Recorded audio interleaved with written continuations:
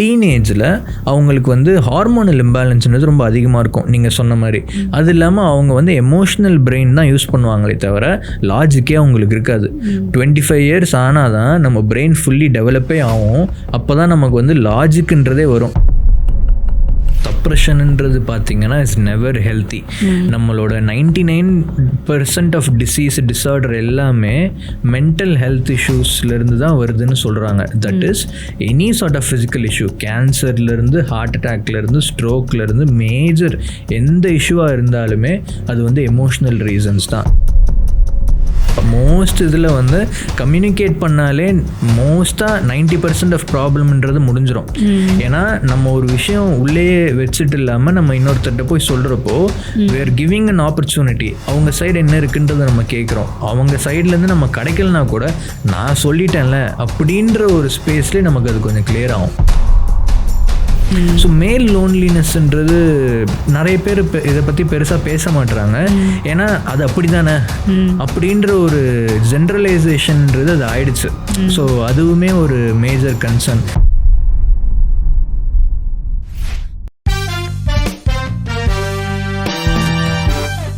இப்போ mood swings பற்றி நிறைய பேசுவோம். இப்போ நம்ம மெயினாக அது டீனேஜ் அண்ட் யங் அடல்ட்ஸில் பார்க்கலாம். மேபி அவங்க ஹார்மோனல் சேஞ்சஸ், ஃபிசிக்கல் கெமிக்கல் ரீசன்ஸும் இருக்கலாம். ஆனால் நமக்கு வந்து அந்த அலர்ட் எப்போ தேவைப்படும்? சரி இது நார்மல் தான், நாளைக்கு சரியாயிடும் அப்படின்னு நினைக்கலாமா? இல்லை சில இது டீப்பாக உள்ளே போய் it needs counselling and therapy, அந்த ஸ்டேஜ் நமக்கு எப்படி ஐடென்டிஃபை பண்ணுறது? ஓகே, இதில் எதுவாக இருந்தாலுமே பர்சிஸ்டிங்காக இருந்ததுன்னா, இந்த ஒரு விஷயம் மாறவே மாட்டேங்குது அப்படின்னு ரொம்ப நாளாக, அதுவும் அது நம்ம டே டு டே லைஃப்பை அஃபெக்ட் பண்ணுது அப்படின்னா நம்ம வந்து ஒரு அசஸ்மெண்ட்டோ இல்லை ஹெல்ப் கூட்டு வர்றதுன்றது பெட்டர். அண்ட் மோஸ்ட் லைக்லி பார்த்திங்கன்னா டீனேஜில் அவங்களுக்கு வந்து ஹார்மோனல் இம்பேலன்ஸ்ன்றது ரொம்ப அதிகமாக இருக்கும் நீங்கள் சொன்ன மாதிரி. அது இல்லாமல் அவங்க வந்து எமோஷ்னல் பிரெயின் தான் யூஸ் பண்ணுவாங்களே தவிர லாஜிக்கே அவங்களுக்கு இருக்காது. 25 years ஆனால் தான் நம்ம பிரெயின் ஃபுல்லி டெவலப்பே ஆகும். அப்போ தான் நமக்கு வந்து லாஜிக்குன்றதே வரும். ப்ரீஃப்ரண்டல் கார்டெக்ஸ் டெவலப் ஆகி அதுக்கு முன்னாடி நம்ம என்ன டிசிஷன் எடுத்தாலும் மோஸ்ட் லைக்லி அது எமோஷ்னல் டிசிஷன் தான். ஸோ நம்மளால் அவங்கள ப்ளேம் பண்ணவே முடியாது. அவங்களுக்கு அது வராது, அவங்களுக்கு அது இல்லை. இன்னொன்று நான் சொன்ன மாதிரி ஏதோ ஒரு பிரச்சனை இருக்குது, பிஹேவியரல் இஷ்யூவாக இருக்கட்டும், என்ன வேணா இருக்கட்டும், அது அவங்களாலே மாற்றிக்க முடியல. அவங்களும் நிறைய ட்ரை பண்ணுறாங்க, என்னால் மாற்றிக்க முடியல, எனக்கு வந்து இப்படியே தான் திரும்ப திரும்ப வருது அப்படின்னு சொல்கிறப்போ அது இட் டஸ் நாட் மீன் அது ரொம்ப பெரிய பிரச்சனைன்றது கிடையாது. நம்ம ஹெல்ப் எடுக்கிறப்போ எங்கேருந்து வருது, ஏன் வருது, என்ன பண்ணலான்னு ஒரு ப்ரொஃபஷ்னல் இன்சைட் கிடைச்சா பெட்டராக இருக்கும். இப்போ இந்த மூட் ஸ்விங்கோட பார்த்தீங்கன்னா டிப்ரெஷன்ற ஒரு கண்டிஷன் இருக்கு இல்லையா, அதுவுமே நிறைய பேருக்கு ஐடென்டிஃபை பண்ண தெரியும். நிஜமாவே டிப்ரெஷனில் இருக்காங்களா, சோம்பேறித்தனமாக இருக்குது, இந்த மாதிரி கொஸ்டின்ஸ் நிறைய பார்த்துருக்கேன், எஸ்பெஷலி டீனேஜர்ஸ்ட்ட. ஸோ அந்த ஆக்சுவலாக அந்த டிப்ரெஷன்ங்கிற வேர்டு வந்து எதை குறிக்குது, அது எவ்வளோ நாள் ஆகும் உங்களுக்கு சரியாக? டிப்ரெஷன்ன்றது மன அழுத்தம். அதாவது டிப்ரெஷன் சொல்கிறப்போ நம்ம அது ரொம்ப ஈஸியாக நம்ம யூஸ் பண்ணிடுறோம் அந்த வார்த்தையை. நிறைய பேர் டிப்ரெஷனில் இருக்க வாய்ப்பு இல்லை. ஏன்னா நம்ம டிப்ரெஸ்ட் ஆகிட்டோம் அப்படின்னா நம்மளோட டே டு டே ஆக்டிவிட்டீஸுன்றதே நமக்கு வந்து எதுவுமே வராது. அதாவது காலையில் எழுந்துச்சி பல் வளர்க்குறதுலேருந்து குளிக்கிறதுலேருந்து அவங்களுக்கு அதெல்லாம் பண்ண தோணவே தோணாது, பண்ண வராது. அவங்க வந்து அப்படியே இருப்பாங்க, தனிமையாயிடுவாங்க, சோஷியல் இன்ட்ராக்ஷன் இருக்காது, தனியாக இருப்பாங்க. அண்ட் தென் சாப்பிட்றதுன்றது குறைஞ்சிரும், செல்ஃப் கேர் எல்லாமே குறைஞ்சிரும், அண்ட் நெக்லெக்ட்டுக்கு போயிடுவாங்க. அவங்க வந்து தன்னை பற்றி கவலைப்படவே மாட்டாங்க, எதுவுமே நெசசரி திங்ஸுமே அவங்க பண்ணிக்க மாட்டாங்க. இதுதான் நம்ம டிப்ரெஷன்னு சொல்லுவோம். எனக்கு வந்து ஏதோ ஒரு பிரச்சனை வந்தது, அதனால் எனக்கு கஷ்டமாக இருக்குது, நான் சோகமாக இருக்கேன் அப்படின்னா அது டிப்ரெஷன் கிடையாது. இது சார்ட் ஆஃப் இப்போ நெஞ்சு வலியும் ஹார்ட் அட்டாக்கும் வேறு இல்லை. எனக்கு நான் நல்லா சாப்பிட்டேன், எனக்கு வந்து மேபி வந்து கேஸ் ட்ரபிளாக இருக்கலாம், எனக்கு நெஞ்சு வலிக்குதுன்றது எனக்கு ஹார்ட் அட்டாக் வருதுன்னு நான் சொல்ல மாட்டேன். அது வந்து ஓவர் எக்ஸாஜரேட் பண்ணுற மாதிரி ஆகிடும். Something very similar. சேட்னஸ் வேறு, டிப்ரெஷன் வேறு. இது ஆனால் சின்னவங்க மட்டும் இல்லை, பெரியவங்களுக்கும் வர வாய்ப்பு இருக்கா? கண்டிப்பாக. நான் நிறைய லேடிஸ் பார்த்துருக்கேன் இந்த ஏஜில். கண்டிப்பாக அந்த ஒரு டிஸ்இன்ட்ரெஸ்ட் இன் லைஃப் டெவலப் ஆகுது above 50. இது வந்து சைக்கலாஜிக்கல் ஒன்று, இன்னொன்று ஃபிசியலாஜிக்கலும் நம்ம பார்க்கணும். மெனோபாஸ்க்கு அப்புறம் இது நடக்குதான்றதும் நம்ம பார்க்கணும். ஏன்னா விமன் பார்த்திங்கன்னா அவங்க ஹார்மோன் தான், அவங்க பாடி ஃபுல்லாகவே ஹார்மோன்ஸ் தான். அவங்களோட என்டையர் சைக்கிள்ன்றதே, மென்ஸ்ட்ரல் சைக்கிள்ன்றதே ஒரு ப்ராப்பர் ஹார்மோன் ரொட்டீன்லன்றது இருக்கும். ஸோ மெனோபாஸ்க்கு அப்புறம் இந்த ஹார்மோன் டிஸ்டர்ப்ட் ஆகுது. ஸோ அவங்களோட எமோஷனாக இருக்கட்டும், அவங்க திங்கிங்காக இருக்கட்டும், எல்லாமே மாறும். ஓவர்வெல்மிங்கான ஒரு எக்ஸ்பீரியன்ஸ். ஸோ இப்படி இருக்கிறப்போ இது வந்து த்ரெட் டு செல்ஃப்னே நம்ம சொல்லலாம். அதை நம்ம எப்படி ஹேண்டில் பண்ணுறோன்றது பிளேஸ் அ மேஜர் ரோல். நமக்கு எதுவுமே இல்லை பண்ணுறதுக்கு ஆர் இதிலிருந்து வெளியே வர்றதுக்கான ஆக்சஸ் அவங்களுக்கு கிடைக்கல அப்படின்னா சோகமாகவோ இல்லைனா வந்து நீங்கள் சொன்ன மாதிரி கொஞ்சம் டிப்ரெஸ்டாவோ இந்த மாதிரி போகிறதுக்கான ஸ்பேஸ்ன்றது கண்டிப்பாக பாசிபிள். Society interaction குறைச்சிக்கிறாங்க. ஆமாம் ஆமாம். லோன்லினஸ் விரும்புகிறாங்க, அந்த மாதிரி கேட்குறேன். இது டிப்ரெஷன்னு சொல்லலாம். இன்னொன்று ரிட்டையர்மெண்ட் ஸ்பேஸ்னும் நம்ம சொல்லலாம். ஏன்னா பசங்க எல்லாரும் வந்து கல்யாணம் ஆகி போயிட்டாங்க, அவங்களோட கடமை எல்லாம் முடிஞ்சிருச்சு. நிறைய பேர் வந்து நான் ஓரளவுக்கு செட்டில் ஆகிட்டேன், ஸோ எனக்கு வந்து கொஞ்சம் தனியாக இருந்தால் நல்லாயிருக்கும் அப்படின்னு சப்ஜெக்டிவ். நிறைய பேர் இதை ஆசைப்பட்டு எதிர்பார்த்து பண்ணுறவங்களும் இருக்காங்க. இல்லைன்னா எல்லாரும் கல்யாணம் ஆகி போயிட்டாங்க, கமிட்மெண்ட்லாம் முடிஞ்சிருச்சுன்னு சோகத்தில் போகிறதுக்கும் வாய்ப்பு இருக்குது. ஸோ அதை நம்ம எப்படி எடுத்துக்கிறோன்றதுல இருக்குது. நம்ம இப்போ டிப்ரெஷன் பற்றி பேசணும். அதே மாதிரி சப்ரெஷன் ஒரு வேர்டு இருக்கு இல்லையா? நம்மளோட எமோஷனை சப்ரஸ் பண்ணுவோம், இல்லை கம்யூனிகேஷனை கூட சப்ரஸ் பண்ணுறோம். சொல்லணுமா சொல்லக்கூடாது இந்த டவுட்லேயே போயிட்டு இருக்கு. சின்ன ஒரு எசென்ஷியல் இன்ஃபர்மேஷனை கூட சொல்லாமல் அப்புறம் அது பின்னாடி பெரிய பிரச்சனையாக வரும். இது வந்து நம்ம ஹெல்த்லேயும் அஃபெக்ட் ஆகுமா? கண்டிப்பாக அஃபெக்ட் பண்ணும். ஸோ சப்ரெஷன்ன்றது பார்த்தீங்கன்னா இட்ஸ் நெவர் ஹெல்த்தி. நம்மளோட 99% ஆஃப் டிசார்டர் எல்லாமே மென்டல் ஹெல்த் இஷ்யூஸ்லேருந்து தான் வருதுன்னு சொல்கிறாங்க. That is any sort of physical issue, கேன்சர்லேருந்து ஹார்ட் அட்டாக்லேருந்து ஸ்ட்ரோக்லேருந்து மேஜர் எந்த இஷ்யூவாக இருந்தாலுமே அது வந்து எமோஷ்னல் ரீசன்ஸ் தான். நம்ம ஏதோ ஒரு விஷயத்தை ப்ராசஸ் பண்ணாமல் சப்ரெஸ் பண்ணுறோம். அண்ட் சப்ரெஷன்ன்றது நம்ம நினைக்கிறோம் ரொம்ப பெரிய விஷயம், அதெல்லாம் நான் பண்ணுறது இல்லைன்னு. சிம்பிளாக இருக்கலாம். ஃபார் எக்ஸாம்பிள், எனக்கு ஏதோ ஒன்று தோணுது, நான் அதை யோசிக்க வேணாம், இதை பற்றி யோசிச்சா தேவையில்லாமல் ஏதாவது பிரச்சனையாகும், நான் வேறு ஏதாச்சும் போய் பண்ணுறேன் அப்படின்னா அது சப்ரெஷன். எனக்கு ஏதோ ஃபீல் பண்ணுறேன், இதை போய் நான் எதுக்கு அவங்கக்கிட்ட சொல்லணும், நான் எனக்குள்ளே வச்சுக்கிறேன், சொன்னால் பிரச்சனையாகும், இல்லைனா அது என்னோட பிரச்சனை, நானே ஹேண்டில் பண்ணிக்கிறேன், இதுவுமே சப்ரெஷன் தான். ஸோ சப்ரெஷன்ன்றது is basically opposite of expression. நம்ம என்ன சொல்லாமல் தவிர்க்கிறோமோ அது எல்லாமே சப்ரெஷன். அண்ட் இது மோர் ஆஃப் ஒரு குக்கர் நினச்சிக்கோங்களேன். ஒரு குக்கரை நம்ம சீல் பண்ணிட்டு ஃபுல் ஃப்ளேமில் வைக்கிறோம் அப்படின்னா over a period of time என்ன இருந்தாலும் குக்கர் வெடிக்கும். குக்கர் வெடிக்கக்கூடாதுன்னு எதிர்பார்க்கறதுன்றது that is not possible. So ஏதோ ஒரு பாயிண்டில் நம்ம பாடியில் வந்து அது டேர்ன் அப் ஆகும். இதில் எனக்கு இன்னொரு ஷேரிங்கும் இருக்குது. இப்போது நம்ம எதை நினச்சி சப்ரஸ் பண்ணோமோ அந்த ஃபேக்டே இல்லாமல் கூட இருக்கலாம் சில டைம். கண்டிப்பாக அவங்க திரும்ப கேட்டிருந்தீங்கன்னா அவங்க சொல்லுவாங்க, இல்லையே நான் அப்படி நினைக்கலையே அப்படின்னு ஈஸியாக சொல்லியிருப்போம். நம்ம அதை நினச்சிக்கிட்டு எதுவுமே சொல்லியிருக்க மாட்டோம் அவங்க கிட்ட. கண்டிப்பாக மோஸ்ட் இதில் வந்து கம்யூனிகேட் பண்ணாலே மோஸ்ட்டாக 90% ஆஃப் ப்ராப்ளம்ன்றது முடிஞ்சிடும். ஏன்னா நம்ம ஒரு விஷயம் உள்ளேயே வச்சுட்டு இல்லாமல் நம்ம இன்னொருத்தர்கிட்ட போய் சொல்கிறப்போ we are giving an opportunity. அவங்க சைடு என்ன இருக்குன்றதை நம்ம கேட்குறோம். அவங்க சைட்லேருந்து நம்ம கிடைக்கலனா கூட நான் சொல்லிட்டேன்ல அப்படின்ற ஒரு ஸ்பேஸ்லேயே நமக்கு அது கொஞ்சம் கிளியர் ஆகும். இப்போது சில பேர் பார்த்தீங்கன்னா எப்போவுமே கத்தி பேசிக்கிட்டே இருப்பாங்க, ஏதாவது திட்டிக்கிட்டே இருப்பாங்க. இது இன்னும் கரெக்டான எக்ஸாம்பிள் பார்த்தீங்கன்னா மாமியார் மருமகள் இதில் வந்து இது நடந்துகிட்டே இருக்கும். அந்த பொண்ணு என்னன்னே தெரியாது, அப்போ தான் உள்ளே வந்திருக்கும். ஆனால் எடுத்தோடனே ஒரு எனிமினிட்டி க்ரியேட் பண்ணி எனக்கு தெரிஞ்சு அது அவங்க அப்படியே பாஸ் ஆன் பண்ணுற மாதிரி தான் இருக்கும். அவங்களுக்கு அது நடந்திருக்கும். இந்த பொண்ணை பற்றி தெரிஞ்சுக்காமலே அவங்க பண்ணலாம். இதுக்கு என்ன காரணம்? இதுலேருந்து எப்படி அவங்கள வெளியே வர வைக்கலாம்? இது நீங்கள் சொன்ன மாதிரி அது வந்து ஒரு பாசிபிளான ஒரு ரீசன் தான். அவங்களுக்கு அதை எக்ஸ்பீரியன்ஸ் பண்ணது அந்த சைக்கிள்ன்றது அது அப்படியே கண்டினியூ ஆகுறதுன்றது இது ரொம்ப சப்ஜெக்டிவ். ஸோ ஒருத்தருக்கு பொருத்தமாக ஒரு பிரச்சனைன்றது இருக்கும், நமக்கு ஜென்ரலாக சொல்லிட முடியாது. இன்னொன்று பார்த்தீங்கன்னா பவர் டைனமிக்ஸ்னும் நம்ம சொல்லலாம். இப்போ புதுசாக சைக்கலாஜிக்கலி பார்த்தீங்கன்னா அவங்க தான் அந்த வீட்டில் ரொம்ப நாளாக இருந்துட்டு இருப்பாங்க. எந்த ஒரு மேஜர் டெசிஷன் எல்லாமே அட்டென்ஷனாக இருக்கட்டும், டெசிஷன் மேக்கிங்காக இருக்கட்டும், எல்லாமே ஃபினான்ஸ்லேருந்து அவங்க ஹேண்டில் பண்ணியிருப்பாங்க. ஸோ இது வந்து டக்குன்னு அந்த அட்டென்ஷன் எல்லாமே இன்னொருத்தவங்க தேர்ட் பர்சன் வெளியே இருந்து ஒருத்தவங்களுக்கு போகிறப்போ அவங்களுக்கு அதை ஹேண்டில் பண்ணுறது கஷ்டமாக இருக்கலாம். என்னது இப்போ என்ன கேட்காம அவங்களே கேட்குறாங்க, அவங்களையும் கேட்குறாங்க.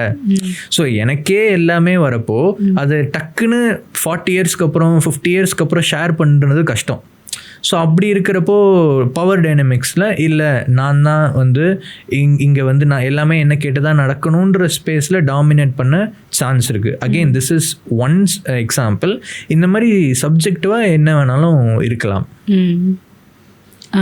உங்களோட சமீபத்திய ரீல்ஸ் பற்றி சொல்லிட்டு இருந்தோம் இல்லையா, அந்த மென்ஸ் மென்டல் ஹெல்த், இது பார்த்தீங்கன்னா இதுவுமே ரொம்ப நல்ல விஷயம்னு எனக்கு தோணுது. ஓப்பன் அப் ஆகுது. ஏன்னா அப்பா நான் எப்போவுமே ஸ்ட்ராங்காக இருப்பாங்க, எல்லாத்தையும் ஹேண்டில் பண்ணிடுவாங்க அப்படின்னு நினச்சிட்டு இருக்கோம்.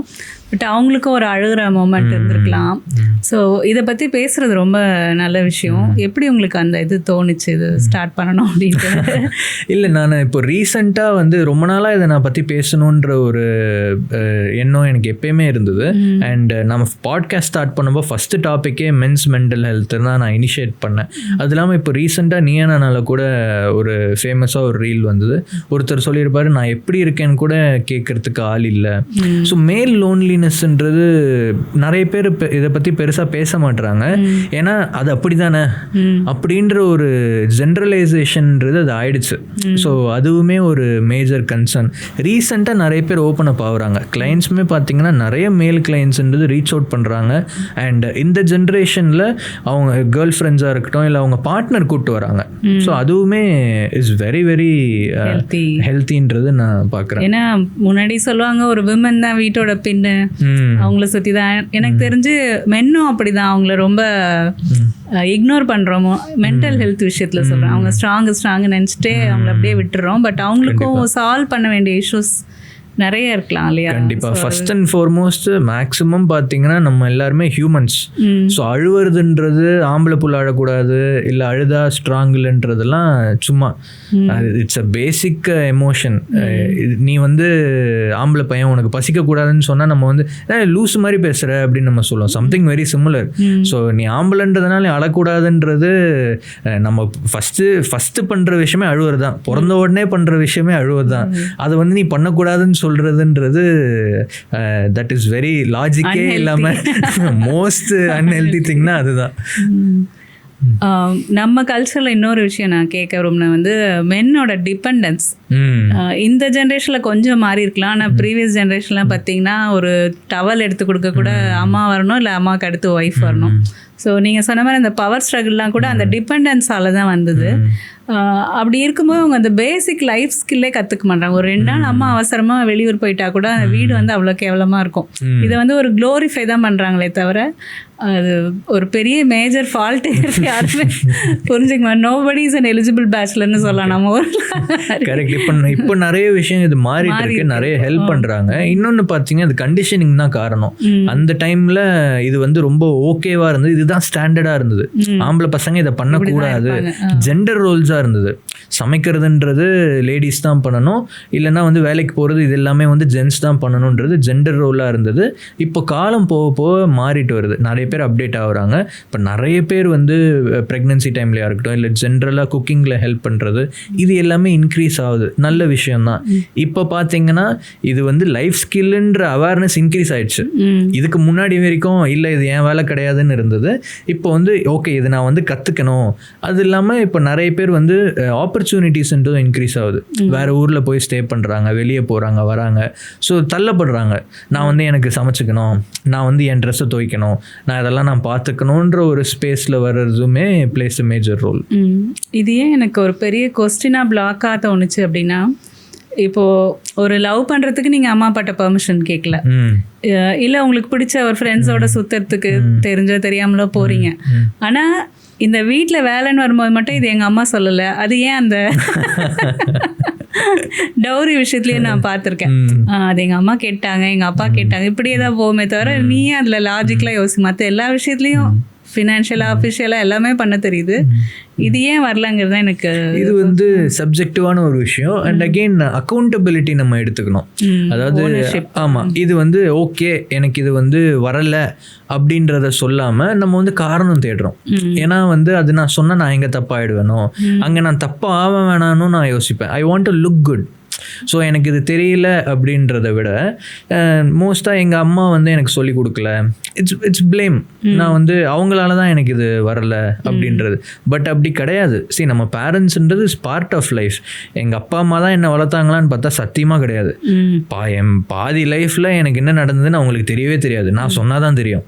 அப்போது எனி எக்ஸ்பீரியன்ஸாக இருக்கட்டும், நான் அதை ஃபேஸ் பண்ணி அவங்களோட சப்போர்ட் பேக் எண்டில் இருந்தால் கூட எல்லா விஷயத்துக்கும் அவங்க எனக்கு சொல்லி கொடுத்தாங்களான்னு பார்த்தா கிடையாது.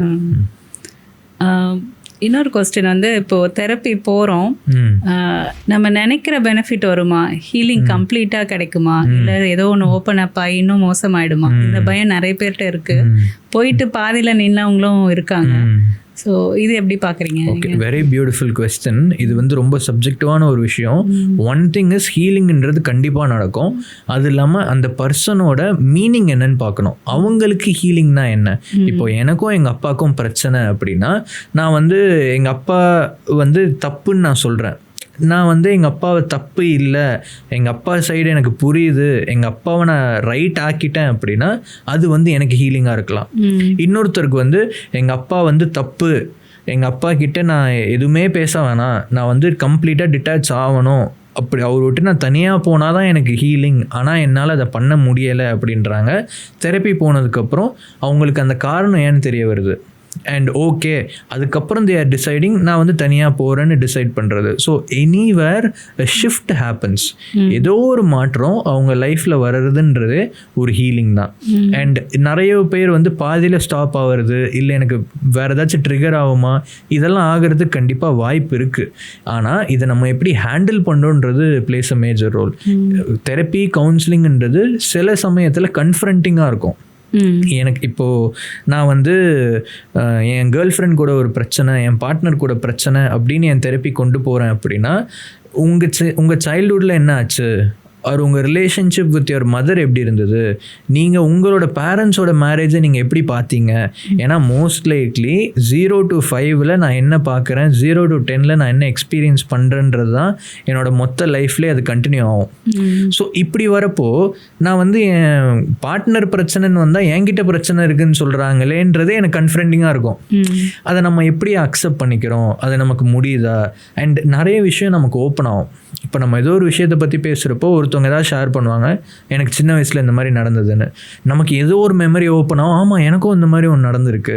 ஸோ இதுவே வல்னரபிள் ஸ்பேஸில் நடக்கிறப்போ ரொம்ப சேலஞ்சிங்காக இருக்கும். நம்ம ஒரு பிரச்சனைன்னு போகிறப்போ ரொம்ப வல்னரபிளாக இருப்போம். நிறைய விஷயங்களும் எனக்கு இவ்வளோ பிரச்சனைகள் இருக்கான்னு வரப்போ ஓவர்வெல்மிங்காக இருக்கவும் சான்ஸ் இருக்குது.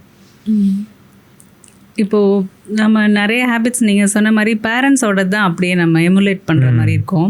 அது பார்த்திங்கன்னா நம்ம அவங்க பண்ண தப்பு மாறணும்னு நினச்சா கூட சில விஷயங்கள் மாற முடியாது. ஃபார் எக்ஸாம்பிள் ஃபினான்ஷியலாக சொல்லலாம், அவங்க இது தேவையா நினச்சி செலவு பண்ணியிருப்பாங்க. அந்த கொஸ்டின் நம்ம கடைசி வரை கேட்டுட்ருப்போம். கண்டிப்பாக இதுலேருந்து எப்படி வெளியே வர்றது? இது வந்து நமக்கு அந்த புரிதல்ன்றது நமக்கு வேணும். அது இல்லாமல் ஃபாதர் மதர்ன்றது சோர்ஸ்.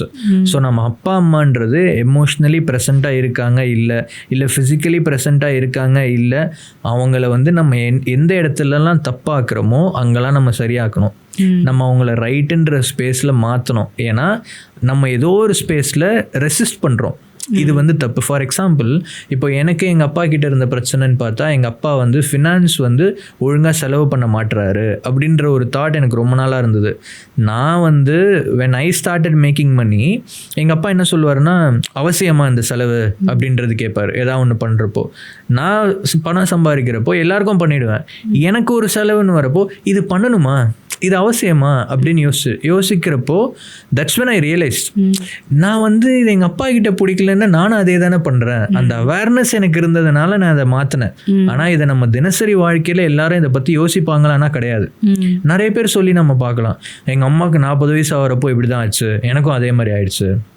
எங்கள் அப்பாவுக்கு வந்து இதே மாதிரி தான் அவருக்கு பிஸ்னஸில் ஒரு லாஸ் ஆச்சு, எனக்கும் அதே மாதிரி ஆச்சு.